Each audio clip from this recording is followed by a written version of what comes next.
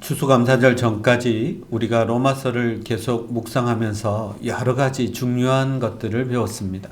우리의 믿음은 우리의 구원은 믿음으로 구원받는다는 것, 오직 믿음으로써 구원받는다는 것을 제일 먼저 배웠고요. 또한 우리가 하나님의 양자가 되었고 또 성령에 묶여있는 사람이기 때문에 하나님께서 우리를 늘 은혜로 인도하고 계시고 또 토부의 삶, 선한 삶을 살게 된다고 말씀을 드렸습니다. 하나님의 선하심이, 인자하심이 우리를 계속해서 쫓아오셔서 마침내 우리를 선하게 살도록 인도하신다는 것까지 배웠습니다. 우리가 대강절로 넘어가서 이제 예수님의 다시 오심에 대해서 묵상하기 전에 이 8장을 마무리를 해야 되겠기에 오늘 이 말씀을 여러분과 함께 나누려고 합니다. 앞에서 배운 것을 요약하면 하나님은 우리가 선하게 살기를 원하십니다. 그래서 모든 것이 합력하여 선을 이루게 하신다. 이렇게 한마디로 말씀을 드릴 수 있겠습니다. 그리고 나서 사도 바울은 5가지 질문을 오늘 본문을 통해서 던졌습니다. 그런데 이 5가지 질문이 말은 질문인데 사실은 대답할 필요가 없는 질문들이에요. 왜냐하면 그 질문 안에 하나님의 너무나 중요한 우리를 향하신 뜻과 계획들이 다 담겨 있어서 질문은 했지만 사실은 답할 필요가 없는 그런 질문들이라는 것입니다. 그 5가지 질문을 우리가 함께 생각하면서 우리의 믿음을 한번 점검해 보도록 하겠습니다. 첫 번째 질문은 31절 말씀인데요. 만일 하나님이 우리를 위하시면 누가 우리를 대적하리요? 라는 질문, 퀘스천 마크로 끝이 나는 그런 본문입니다. 그런데 하나님이 우리를 위하시면 누가 우리를 대적하리요 할 때 뒷부분만 떼어놓으면 우리는 할 말이 참 많이 있습니다. 답할 것이 있어요. 누가 우리를 대적하리요? 누가 우리의 대적자입니까? 여러분, 대적하면 그냥 바로 생각나는 사람이 있을지도 모르겠습니다. 괜히 이유 없이 나를 미워하던 사람, 나에 대해서 험담하던 사람, 나를 실족시키던 사람 다 대적일 수 있지요. 아니면 그 뒤에서 조종하는 사탄 마귀도 우리의 대적일 수 있습니다. 내가 하나님의 영광을 위해 살겠다고, 하나님의 비전만 바라보면서 살겠다고 열심히 살아갈 때, 야, 그렇게 살아서 뭐해? 한 번밖에 살지 못하는 인생, 너 자신을 위해서 살아. 그러면서 우리를 쾌락으로 유혹하는 유혹자일 수도 있겠습니다. 생각해보면 얼마나 많은 대적들이 있습니까? 그 말 한마디 가지고 나를 힘들게 한 사람, 나를 실족시킨 사람, 얼마든지 우리가 대적의 명단을 대라고 하면 될 수 있다는 말이죠. 그런데 그 앞에 있는 전제 조건을 보면 우리가 이런 질문을 할 필요가 없어집니다. 만일 하나님이 우리를 위하시면, 이 말은 무슨 말입니까? 하나님이 우리를 위하시면, 하나님이 우리 편이면 이런 뜻입니다. 하나님이 나를 위하시고 내 편이시면 세상에 그 어떤 대적이 와도 우리를 당할 수 없습니다. 우리를 이길 수 없습니다. 그래서 대적이 어떤 사람이고 얼마나 큰 사람이고 얼마나 많이 가지고 얼마나 많이 배웠고 얼마나 힘이 센가 하는 것은 우리에게 아무 문제가 되지 않습니다. 하나님이 우리를 위하시면 이 대적의 크기와 사이즈와 능력은 아무 문제가 되지 않는다는 것입니다. 여러분, 하나님이 우리를 위하시면, 하나님이 내 편이시면, 아니 내가 하나님의 편이면 나를 힘들게 하는 그 어떤 존재도 의미가 없어집니다. 그러니까 우리는 뭘 생각해야 될까요? 하나님이 내 편인가? 내가 지금 하나님 편인가? 내가 지금 하나님 편에서 일하고 있는가? 섬기고 있는가를 점검하면 되는 것입니다. 늘 하나님과 나와의 관계를 점검하는데 승패가, 성공과 실패가 달려 있습니다. 구약의 이야기들을 보면 많은 전쟁을 치릅니다. 그때마다 이스라엘 백성들이 하는 게 뭡니까? 하나님의 뜻을 묻는 거예요. 하나님이 우리를 위하십니까? 하나님이 우리의 편이십니까? 여기에 대한 확신을 가지면 어떤 대적이라도 나가서 물리치고 이겼습니다. 근데 하나님이 허락하지 않으세요. 하나님이 우리 편이 아닌 것 같아요. 그러면 나가는 대로 전쟁에서 실패할 수밖에 없는 것입니다. 예를 들어 보죠. 여호수아가 이제 정복 전쟁을 치릅니다. 여리고 성을 앞에 두고 하나님 앞에 기도했을 때 하나님이 우리 편인 것, 하나님이 허락하시는 전쟁이라는 걸 알고 하나님의 뜻대로 그 성을 점령합니다. 어떻게 하죠? 여러분, 말도 안 되는 방법으로 그 성을 점령하는 거예요. 그냥 그 성을 둘러싸고 빙빙빙빙 돕니다. 얘들아, 우리 산책이나 좀 하자. 산보나 좀 하자. 그거예요. 산보하는 거예요. 그냥 여리고성 주변으로 산보하는 겁니다. 그리고 나서 하나님이 7바퀴 돌라 그러면 7바퀴 돌고, 소리 질러 그러면 와 이렇게 마치 연예인들 보고 소리 지르는 것처럼 와 했는데 그 성이 무너져 내렸습니다. 그 견고한 성이 완전히 무너져 내렸다는 것입니다. 이스라엘 백성들이 얼마나 전쟁에 대해서 자신감이 있었을까요? 하나님이 우리 편이면 가능한 일입니다. 그런데 그 후에 아주 조그만 성, 아이만큼이나 작은 성, 아이성을 점령할 때는요, 성이 조그맣거든요. 그거는 많은 병력이 갈 필요도 없이 금방 쉽게 우리가 이길 수 있다고 해서 군인들을 보내고 또 보내고 또 보내는데 가는 족족 깨어집니다. 성을 점령할 수가 없어요. 그래서 왜 이럴까? 다시 생각해 보니까 하나님이 우리의 편이라는 사인이 없어요. 하나님이 함께 하신다는 증거가 없습니다. 그래서 하나님 앞에서 이 문제를 놓고 물어봤더니 너희들 가운데 범죄가 있다. 이렇게 말씀해 주신 거예요.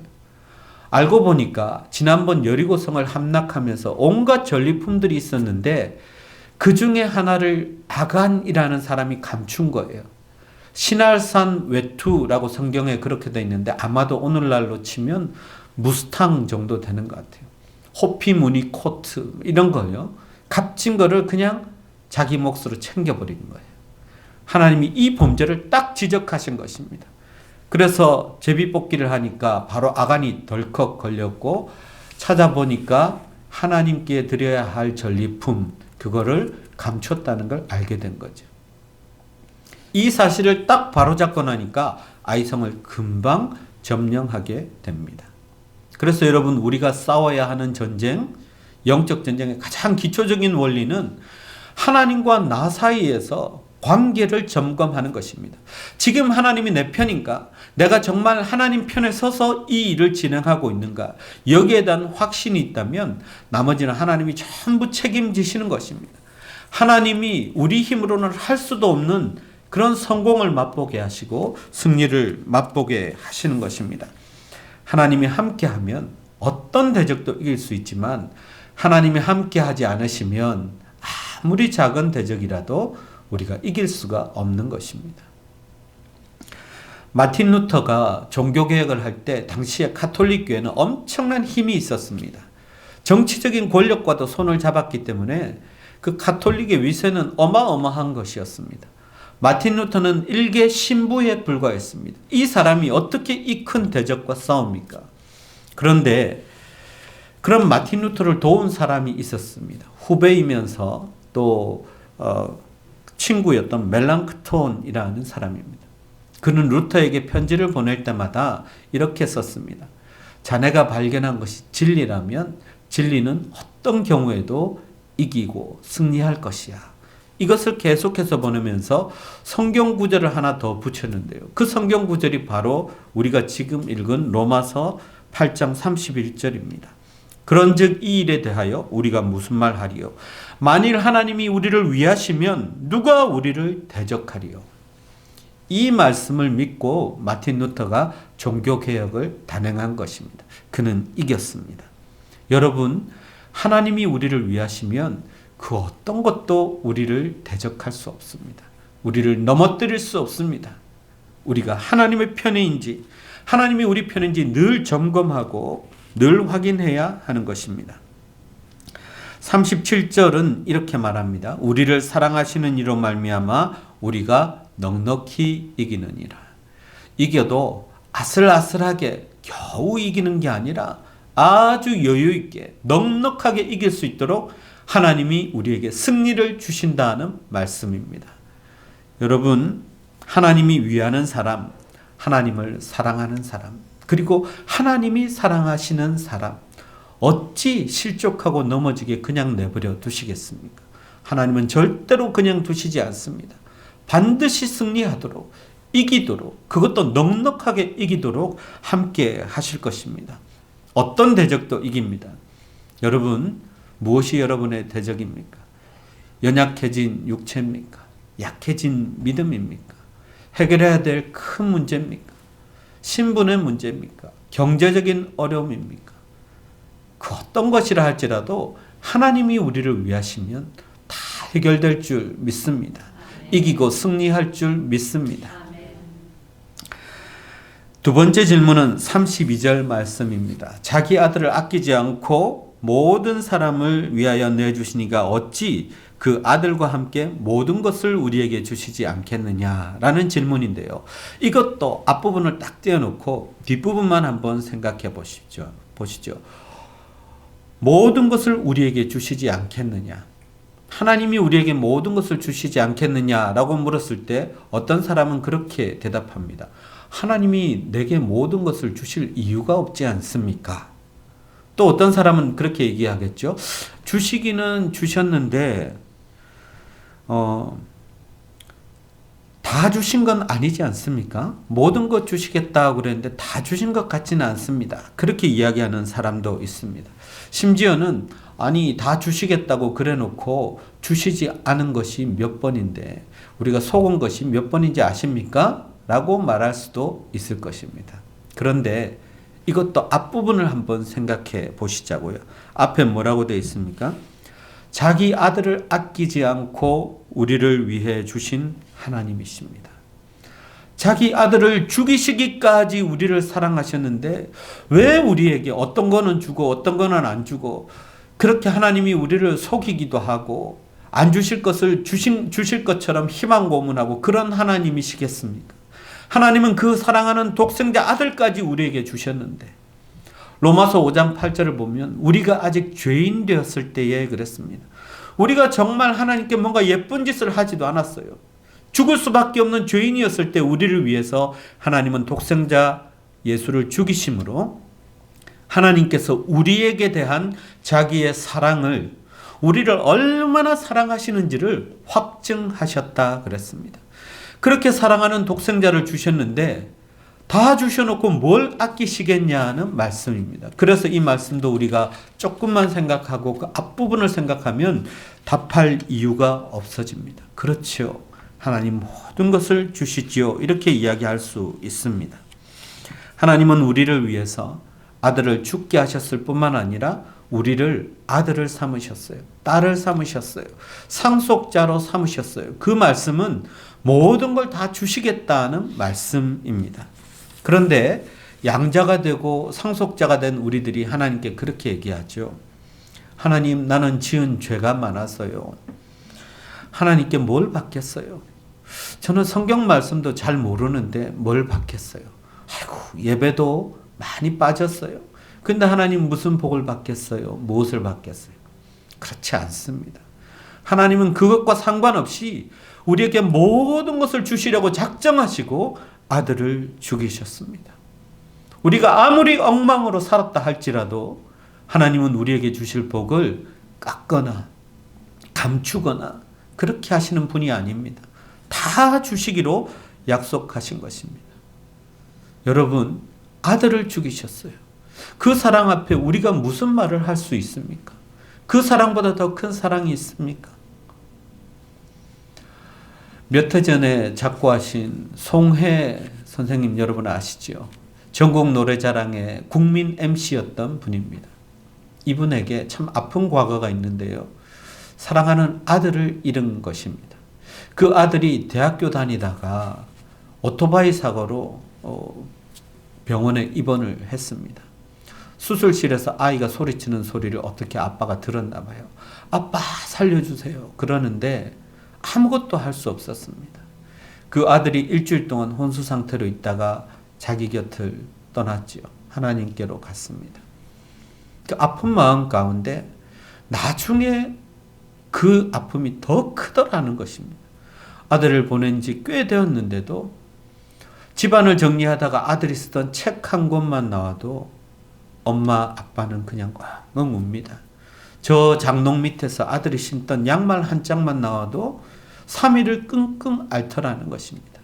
그런 엄마를 지켜보는 아빠 역시 함께 아파하는 것이죠. 아들이 그런 존재입니다. 자식이 그런 존재입니다. 여러분의 자녀들을 위해서라면 여러분 무엇이든지 할 수 있지 않습니까? 그런데 그 아들을 죽이셨어요. 하나님이. 누구를 위해서요? 우리를 위해서요. 그런데 우리를 위해서 뭘 아끼겠습니까? 하나님은 아무것도 아끼지 않습니다. 오늘 말씀 그대로 모든 것을 우리에게 주실 것입니다. 그런데 우리에게 안 주신 것은 이유가 있습니다. 우리에게 별로 좋은 것이 아니어서 그렇습니다. 나쁜 것이어서 그렇습니다. 좋은 부모라면 자식에게 아무 것이나 주지 않는 거죠. 하나님이 아직까지 안 주신 게 있다면 반드시 가장 좋은 때에 가장 좋은 것을 주시기 위해서입니다. 우리는 그 하나님의 사랑을 의심해서는 안 됩니다. 아들을 주신 하나님이 무엇을 아끼시겠습니까? 모든 것을 우리에게 주실 것입니다. 세 번째 질문은요, 네 번째 질문과 하나로 묶을 수 있습니다. 33절과 34절에서 누가 우리를 정죄합니까? 누가 우리를 고발합니까? 이렇게 묻고 있습니다. 세상에는 우리를 정죄하는 존재가 많이 있습니다. 우리가 조금만 실수해도 우리를 깎아내리려는 사람들이 많이 있죠. 심지어 우리 자신이 우리 자신을 정죄하기도 합니다. 너 왜 그랬어? 너 왜 그것밖에 안 돼? 왜 그런 실수를 했어? 그렇게 하기도 합니다. 우리를 상처 주고 힘들게 하고 정죄하고 고발하는 사람들이 있다는 것입니다. 그런데 여기에 누가 그렇습니다. 답하기 전에 한번 생각해 보죠. 전제 조건입니다. 앞에 아무도 우리를 정죄하거나 고발할 수 없다는 것을 우리가 알 수 있습니다. 하나님께서 우리를 택해서 의롭다 하셨다 그랬습니다. 하나님이 의롭다고 했는데 누가 우리를 의롭지 않다고 정죄하겠냐는 이야기입니다. 예수님께서 우리 죄를 대신해서 십자가에서 다 우리 죄의 값을 다 치르셨는데 누가 우리를 고발하겠냐는 이야기입니다. 이 전제 조건을 알면 우리를 정죄할 존재도 없고 고발할 존재도 없다는 것입니다. 이런 거겠죠. 하나님 앞에서 누가 저를 정죄합니다. 이 인간이 이런 범죄를 했습니다. 그러면 하나님이 아니야, 쟤는 의롭다고 내가 이미 칭한 애야. 의롭다고 구분한 애야. 걔 건드리지 마. 하나님이 하신다는 거죠. 또 누가 나를 고발할 수 있죠. 이 인간이 이런 죄를 범했습니다. 고발합니다. 그러면 예수님께서 하나님께 이렇게 말씀하시겠죠. 내가 저 사람이 지은 죄는 있지만 내가 저 사람을 위해서 십자가를 대신 지고 죽고 죄값을 다 치렀습니다. 그래서 저 사람은 고발할 수 없습니다. 예수님께서 그렇게 하신다는 것입니다. 하나님께서 의롭다고 칭해 주시고 예수님께서 속죄하신 그 존재들이 우리들입니다. 그런데 누가 우리를 정죄하고 고발할 수 있겠냐는 말입니다. 그러므로 여러분, 정죄함으로부터 누군가가 나를 고발함으로부터 우리는 완전히 자유합니다. 어느 누구도 우리를 정죄할 수 없습니다. 심지어 우리 안에서 이런 소리가 들려올 수 있죠. 아이고, 네가 무슨 그리스도인이야. 네가 그렇게 하고도 천국 간다고 막 그렇게 우리를 자책할 수 있습니다. 여러분 속지 마십시오. 이거는 성령의 역사가 아니고요. 사탄의 역사입니다. 성령은 절대로 우리를 정죄하지 않습니다.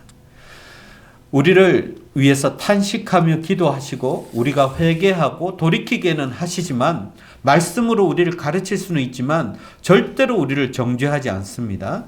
그 음성을 여러분이 분별할 수 있어야 합니다.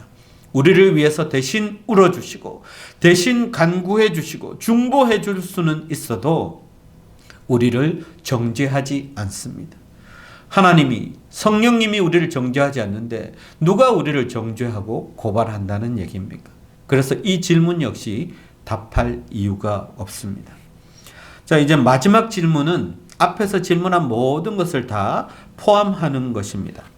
하나님이 우리 편이 되어 주셔서 우리의 대적을 다 물리쳐 주시고 왜 우리에게 모든 것을 다 주시고 왜 하나님이 우리를 정죄하지도 않고 고발하지도 않으실까요? 왜 그럴까요? 그게 바로 이 질문에 담겨 있습니다. 35절 말씀인데요. 누가 우리를 그리스도의 사랑에서 끊으리요? 누가 우리를 그리스도의 사랑에서 끊을 수 있습니까? 그 어떤 것도 우리를 그리스도의 사랑으로부터 끊을 수 없다는 것이죠. 바울이 그래서 질문해놓고 스스로 답합니다. 환난이나 공고나 박해나 기근이나 적신이나 위험이나 칼이랴. 우리를 위협하고 그리스도의 사랑에서 끊어내려는 시도가 있다 할지라도 그 어떤 것도 우리를 그리스도의 사랑에서 끊을 수 없다. 이렇게 고백합니다. 여러분, 여기서 말하는 어려움은 두 가지로 나눌 수 있습니다. 첫째는 죽음에 대한 두려움이고요. 두 번째는 죽을 것 같은 고통뿐인 삶을 이야기합니다. 우리는 이 두 가지 때문에 두려워하고 어려워하고 힘들어하잖아요. 그런데 그 어떤 것도 그리스도의 사랑으로부터 우리를 분리하거나 끊어버릴 수 없다는 것입니다. 이 사랑을 알고 경험한 사람들은 예수님의 사랑 절대로 의심하지 않습니다. 이 말을 하고 있는 사도 바울이 겪은 것을 보십시오. 그토록 죽을 고비를 몇 번을 넘기고 엄청나게 두들겨 맞고 아직도 자기를 죽이려는 자객들이 막 따라다니고 그 가운데서도 이 사람은 그리스도의 사랑을 노래하고 있지 않습니까? 이 본문, 이 말씀을 편지로 받은 로마 교인들은 또 어떻습니까? 우리는 나중에 로마의 황제 네로치아에서 얼마나 또 다른 황제들을 통해서 얼마나 많은 핍박이 있는지를 알 수 있습니다. 원형 경기장에서 사자의 먹잇감이 되고 풀무불에 들어가고 엄청난 시련과 어려움 가운데서도 그들은 이 사랑을 의심하지 않았습니다. 끊을 수 없는 예수 그리스도의 사랑을 의심하지 않았습니다. 지하의 감옥으로 들어가서 혹은 지하 깊숙이 들어가서 그 속에서 태어나고 그 속에서 죽을 때까지 숨어서 예수를 믿은 사람들, 박해 가운데서도 이 그리스도의 사랑을 의심하지 않았습니다. 지금도 저 북한의 동포들 가운데는 예수를 믿었다는 증거로 성경 종이 조각이 발각되었다는 증거로 감옥에 갇히고 거기서 고문받다가 죽어가는 사람들이 있습니다. 그러나 그들은 그리스도의 사랑을 의심하지 않았습니다. 그런데 왜 우리가 예수 그리스도의 사랑을 의심하겠습니까? 주님이 날 사랑하지 않나 봐. 내 기도를 듣지 않으시나 봐. 왜 그렇게 말씀하십니까?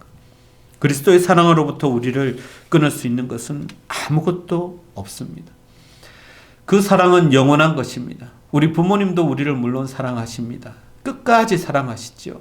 그러나 한계가 있습니다. 돌아가시면 더 이상 우리를 사랑할 수는 없지요.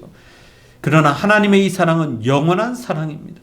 우리가 사나 죽으나 영원토록 우리를 사랑하시는 사랑입니다. 그 사랑으로 우리와 함께 하시는데 왜 우리가 두려워하고 어려워하고 힘들어 하느냐는 것입니다. 이것이 바울의 믿음이었습니다. 또한 우리의 믿음이라고 믿습니다. 누가 그리스도의 사랑에서 우리를 떼어놓겠습니까? 이 믿음이 있는 사람들이 고난도 이기고 믿음을 잘 지킬 수 있습니다. 그런데 이 고난과 환난 가운데 스스로 들어가는 사람들이 있습니다. 그리스도의 사랑이 너무나 충만해서 끊을 수 없는 그 사랑에 너무나 감사해서 스스로 고난과 어려움 속으로 들어가는 분들도 있더라는 것입니다. 제가 몇 해 전에 큐티를 하다가 한 선교사님의 이야기를 들었습니다. 이시온이라는 선교사님인데요. 이분은 그때 아프가니스탄에서 사역을 하고 있었습니다. 아프가니스탄은 탈레반 치하에서 많은 고초를 겪고 또 외부의 전쟁의 희생양이 돼가지고 거기서 계속 싸움이 일어나고 정말 어렵고 힘든 가운데 이 선교사님이 사역을 열심히 했어요. 그래서 어느 정도 오랜 기간 했으니까 이만하면 되었다 싶어서 고국으로 돌아갈 생각을 했습니다. 마침 고국에 사역지가 하나 생겨서 한국으로 돌아오게 되었죠. 지방에 강연이 있어서 내려갔다가 한 사무실에서 책자를 하나 읽게 되는데요. 그 책자에 보니까 사진이 한 장 딱 있는 것을 보았습니다. 그 사진은 한 선교사님의 묘비를 찍은 사진이었습니다. 이 선교사는 120년 전 조선에 들어온 의료 선교사 루비 캔드릭의 사진이었습니다. 조선에 온 지 8개월 만에 맹장염으로 목숨을 잃고 말았는데요. 이 선교사님의 묘비에는 이 선교사님의 유언이 담겨 있었습니다. 제게 1000개의 목숨이 있다면 그 모든 것을 조선을 위해 바치겠습니다. 1000개의 생명이 있어도 조선을 위해서 아낌없이 주겠다는 이 믿음으로 이 선교사님이 이 땅에 오셨던 것입니다.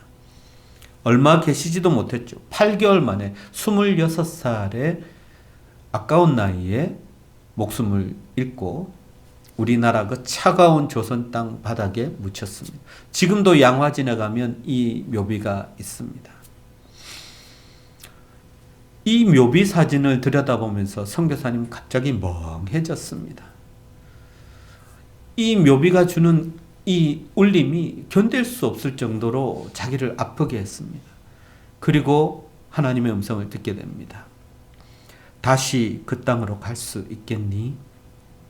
그래서 이 선교사님은 하나님 앞에 다시 결단하고 그 피비린내 나고 척박한 땅 아프가니스탄으로 아이와 아내를 이 땅에 두고 다시 아프가니스탄을 향해 갔습니다. 제가 그 장면을 읽다가 한 장면이 또 떠올랐어요. 다른 선교사님 한 분이 떠올랐습니다. 제가 아주 감명 깊게 읽었던 책과 보았던 영상이 있는데요. 그것은 애통하는 자는 복이 있나니 라는 책과 영상이었습니다. 거기에는 한재성 선교사님이라는 선교사님이 등장합니다. 카자흐스탄에서 열심히 태권도 선교사로 사역을 하고 있었는데요. 어느 날 강도들이 침입해서 사랑하는 아내를 칼로 난자해서 죽이고 말았습니다. 사랑하는 아내를 떠나보내고 이 선교사님은 절규합니다. 하나님 어떻게 이럴 수 있냐고. 선교하러 간 땅에서 어떻게 이럴 수 있냐고 절규합니다. 자다가도 벌떡 일어나서 통곡하는 아이들을 보면서 절규합니다. 하나님의 위로가 없으면 나는 아무것도 할 수 없다고. 그런데 이 선교사님이 하나님의 위로를 통해서 회복되고 치유되고 다시 그 땅을 향해서 갑니다. 자신의 아내를 앗아간 카자흐스탄으로 그곳에 있는 생명들을 구원하겠다고 그 땅을 향해 떠나면서 들판에 서서 찬송을 부릅니다. 나 무엇과도 주님을 바꾸지 않으리. 다른 어떤 은혜 구하지 않으리. 오직 주님만이 내 삶의 도움이시니 주의 얼굴 보기 원합니다. 주님 사랑해요. 온 마음과 정성 다해 하나님의 신실한 친구 되기 원합니다.